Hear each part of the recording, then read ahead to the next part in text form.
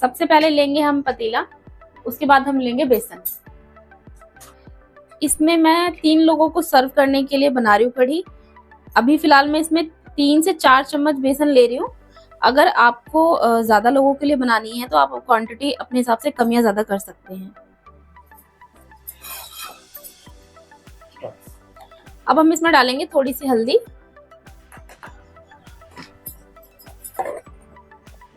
Spicy और चटपटी खट्टी कढ़ी के लिए थोड़ी लाल मिर्च, जैसे आप खाते हैं स्वाद अनुसार, हम तो तेज ही खाते हैं थोड़ी, धनिया पाउडर,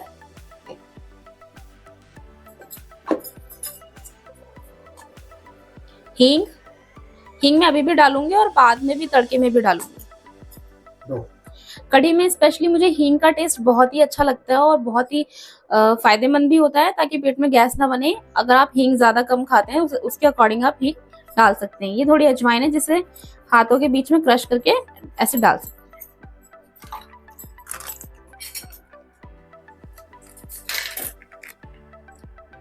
ये है छाछ, आप दही में भी बना सकते हैं, पर मैंने स्पेशली इस छाछ को कढ़ी के लिए ही मंगाया है। और इसके लिए एक सीक्रेट है जो मैं बताऊंगी, कढ़ी आपकी खट्टी और चटपटी कैसे बनेगी। मुझे कढ़ी को ना हाथ से ही घोलना पसंद है, क्योंकि इसमें ना फिर गांठें नहीं पड़ती। अगर मैं स्पून से घोलती हूँ तो टाइम भी ज्यादा लगता है और गांठें भी पड़ने के ज्यादा चांसेस होते हैं। इस तरह से हम हाथों से मसल मसल के सारी गांठें फिनिश कर लेते हैं। आप भी अपने घर में कढ़ी खट्टी, स्पाइसी और चटपटी बनाने के लिए मेरे सभी स्टेप्स को जरूर फॉलो करिए। ये देखिए कढ़ी कितनी फटाफट से सारी की सारी गांठें खत्म हो गई है, बिल्कुल स्मूथ बढ़िया टेक्सचर वाला ये देखो बैटर तैयार हो चुका है। अब चलते हैं अपने नेक्स्ट स्टेप की तरफ। अगर मुझे अपनी जो है कढ़ी की क्वांटिटी जितनी रखनी है उस हिसाब से मुझे इसमें पानी और डालना पड़ेगा।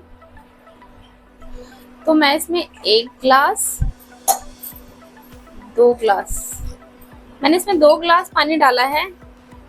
अगर मुझे जरूरत लगेगी तो मैं और पानी ऐड कर दूंगी। अभी फिलहाल मैं इसे गैस पर चढ़ा देती हूँ।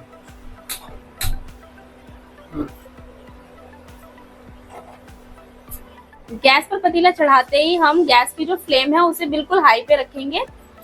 जब तक हमारी कढ़ी में उबाल नहीं आ जाता तब तक के हमें हाई रखना है। जब उबाल आ जाएगा उसके बाद हमें फ्लेम को लो कर देना है। उसके बाद हम इसे छोड़ भी सकते हैं, कुछ और भी काम कर सकते हैं। देखिए, अगर आपको कढ़ी बिल्कुल टेस्टी और अच्छी बनानी है, चटपटी, जो खाए और उंगलियां ही चाटते रह जाए घर के सभी लोग, तो उसके लिए आपको मेरे सभी स्टेप्स फॉलो करने पड़ेंगे। स्टेप वाइज आप बनाएंगे तो आपकी कढ़ी भी बहुत ही टेस्टी, खट्टी और चटपटी बनेगी। जैसा कि हर कोई सोचता है, कढ़ी के नाम से पानी आ जाता है ना मुंह में, उसी तरीके से बनेगी आपकी भी कढ़ी।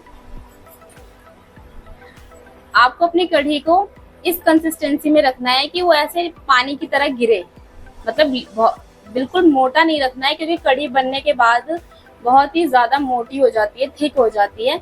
तो कढ़ी को आप इस तरह से इतना पतला रखेंगे तभी आपकी कढ़ी फाइनली जब वो तैयार होगी तो अच्छी कंसिस्टेंसी में रहेगी। जैसे कि शुरुआत में ही मैंने आपको बताया था कि बेसन और मसाले के साथ जब हम छाछ को मिक्स कर लिया, मिक्स करने के बाद मैंने 1 ही पैकेट छाछ यूज किया है और 2 ग्लास पानी डाला था। गैस पर चढ़ाने के बाद मुझे फील हुआ कि मुझे पानी की जरूरत और है, तो मैंने 2 ग्लास पानी और ऐड किया है। ठीक है, आप अपने अकॉर्डिंग ऐड करें पानी, जितने भी आप मेंबर के लिए बनाना चाहते हैं कढ़ी, उस हिसाब से। अभी तक उबाल नहीं आया है, पर उबाल आने की तैयारी शुरू हो गई है। ये देखिए झाग आ रहे हैं। कढ़ी को अगर आप छोड़ देंगे ना तो जो छाछ या दही आप डालते हैं वो फट जाती है और छोटे छोटे व्हाइट कलर के दाने आपको ऐसे नजर आते हैं, वो बहुत ही गंदा लगता है, फटी हुई कढ़ी हो जाती है, तो इसका टेस्ट भी अच्छा नहीं आता। तो इसलिए हमें कॉन्टिन्यूसली लगातार इसको तब तक चलाते रहना है जब तक कि एक उबाल अच्छे से ना आ जाए। ये देखिए कढ़ी में उबाल आ गया है। अब हम कढ़ी को बिल्कुल लो फ्लेम पे करके इसे हम छोड़ सकते हैं और कढ़ी की तैयारी के लिए दूसरा काम कर सकते हैं। ये है कढ़ी पत्ता, जो हमें कढ़ी में जरूर डालना है, इसका फ्लेवर बहुत ही टेस्टी आता है। कई लोग कढ़ी पत्ते को छौंक में डालते हैं, पर मैं छौंक में नहीं डालती हूँ। मैं कढ़ी पत्ते को डायरेक्ट डालती हूँ कढ़ी के अंदर, क्योंकि जब धीरे धीरे कढ़ी पकती है और धीरे धीरे उसके फ्लेवर्स रिलीज होते हैं तो कड़ी पत्ते का भी फ्लेवर बहुत अच्छे से कढ़ी में रिलीज होता है, कढ़ी में आता है, उसकी अलग से खुशबू आती है। कढ़ी का सबसे ज्यादा सीक्रेट इंग्रेडिएंट है लहसुन। अब अभी तो ये कढ़ी पक रही है, कढ़ी को पकते पकते ही इसके बीच में ही हम इस लहसुन को क्रश करके इसमें डालेंगे। इससे कढ़ी में बहुत अच्छा फ्लेवर आता है। मैंने कम से कम 2-4 मतलब 8-10 कलियां लिए लहसुन की। मैं इसमें खलबट्टे में क्रश कर लूंगी इसको।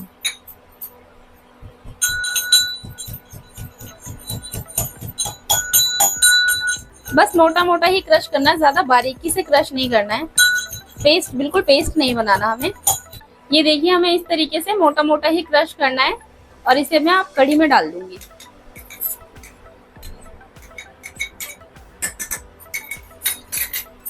और एक बार कढ़ी को चला देंगे। देखिए, अब कढ़ी का कलर धीरे धीरे चेंज हो रहा है। जैसे जैसे ये पकती जाएगी अपने कलर को चेंज करती जाएगी। जब तक हमारी कढ़ी पक रही है तब तक हम तैयारी कर लेते हैं पकौड़े बनाने की, क्योंकि हम बना रहे हैं कढ़ी पकौड़ा। ओके, मैंने लिए हैं 4 चम्मच बेसन, थोड़ी सी अजवाइन क्रश करके डाल देंगे, थोड़ा सा धनिया पाउडर, थोड़ी सी हल्दी, बिल्कुल थोड़ी सी लाल मिर्च, थोड़ा सा कस्तूरी मेथी डालेंगे हाथों में क्रश करके। अब हम प्याज डाल देंगे। मैंने पकौड़े के बैटर में नमक डाल दिया है, बट मैंने कढ़ी में अभी नमक नहीं डाला है। मैं कढ़ी या पकौड़े में नमक बिल्कुल लास्ट में डालती हूँ, जब कढ़ी मेरी कम से कम 80% कुक हो जाएगी, उसके बाद ही मैं इसमें नमक डालूंगी, क्योंकि तभी हमें परफेक्ट अंदाजा मिलता है नमक डालने का। क्योंकि कढ़ी पकते पकते कम होती है, अगर हम पहले ही नमक डाल देंगे तो बाद में जाके वो ज्यादा हो जाएगा। अच्छे से हम बैटर को मिला लेंगे, थोड़ा थोड़ा पानी डालेंगे, एकदम से ज्यादा पानी नहीं डालना है, क्योंकि मैं इसका टाइट ही बैटर बनाऊंगी, ढीला बिल्कुल नहीं बनाऊंगी। ये देखिए, पकौड़े का बैटर बिल्कुल तैयार है। इस तरह से ही, इतनी कंसिस्टेंसी में ही हमें बनाना है, इतना थिक बनाना है ताकि हम इस तरह से ऑयल में इसको छोड़ सकें। अब हम चढ़ा लेते हैं अपनी कढ़ाई।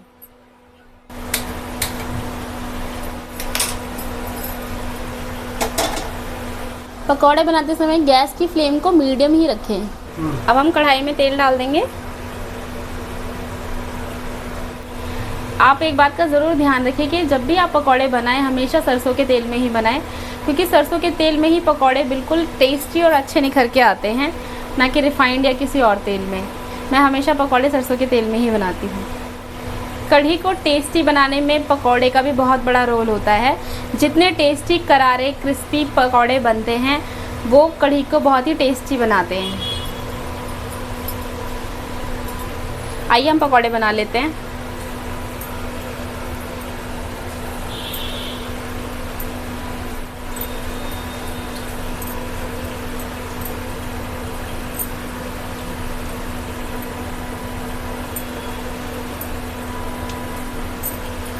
पकौड़े कढ़ाई में डाल दिए हैं बनने के लिए। ये मीडियम फ्लेम मैंने रखी हुई है गैस की। अभी हम इसे पकने देंगे धीरे धीरे, और हम नज़र मार लेते हैं अपनी कढ़ी पर भी कि इसके क्या हाल है। ये देखिए, कढ़ी का कलर कितना चेंज हो गया है पहले से। पहले बिल्कुल पीली पीली कढ़ी दिख रही थी, अब देखो ये साइडों में थोड़ी रेडनेस आ गई है कढ़ी में। अब हम पकौड़ों पर भी एक नज़र मार लेते हैं। ये देखिए, साइडों से ये गोल्डन गोल्डन होना शुरू हो गए हैं। अब इनको हम थोड़ा हिलाकर देख लेते हैं। ये देखिए, एक साइड से हो गए हैं, इसे अलट पलट के अच्छे से दोनों साइडों से सेक लेते हैं। ये देखिए, पकौड़े हमें तब तक पकाने, थोड़े क्रिस्पी और गोल्डन कलर के नहीं हो जाते।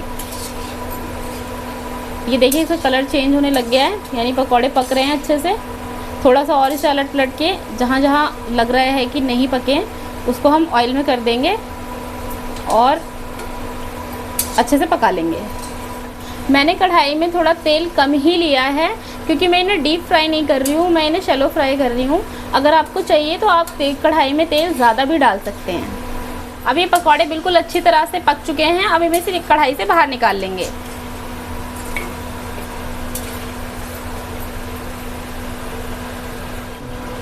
हमारे पकौड़े बिल्कुल तैयार हैं, करारे क्रिस्पी पकौड़े। और जैसे हमारी कढ़ी रेडी होती है हम इन पकौड़ों को कढ़ी में छोड़ देंगे। कढ़ी आधी से ज़्यादा पक चुकी है। अब मैं इसमें नमक डाल दूँगी, 1 चम्मच नमक डाल रही हूँ। देखिए दोस्तों, कढ़ी हमारी बिल्कुल तैयार हो चुकी है, बिल्कुल रेडी है। अब हम इसका गैस बंद कर देंगे और मैंने साइड में ही तड़के के लिए पैन चढ़ा दिया है। तेल गरम हो रहा है। मैंने ये तेल वही लिया है जो मैंने पकोड़े में यूज़ किया था। सबसे पहले हम इसमें तड़के में ज़ीरा डाल देंगे। अभी हमारी ये जो प्याज है, बस ये इतना ही कलर चाहिए हमें, ज़्यादा इसको पकाना नहीं है। अब इसी स्टेज पर मैं डाल दूँगी अपनी कढ़ी को सुंदर दिखाने के लिए कश्मीरी लाल मिर्च, जिससे हमारी कढ़ी का कलर बहुत ही सुंदर आएगा। और इसे बिल्कुल भी ज़्यादा पकाना नहीं है। तुरंत डालने के साथ ही गैस की फ्लेम को कर देंगे बंद। अपने तड़के पैन को उठाकर और सीधा हम कढ़ी में ट्रांसफ़र कर देंगे। जो भी बैटर इसमें बचा हुआ है, कढ़ी को इस तरह से घुमाकर वापस इसमें ट्रांसफ़र करके घुमाकर फिर से हम इसमें ही डाल देंगे।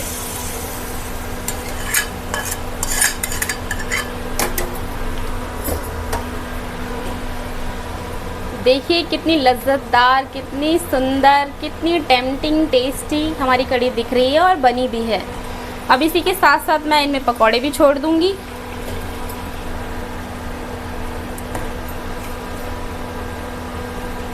ताकि पकौड़े जो हैं अच्छे से कढ़ी को पी लें और हमारी कढ़ी और पकौड़े दोनों एक साथ मिल जाएं।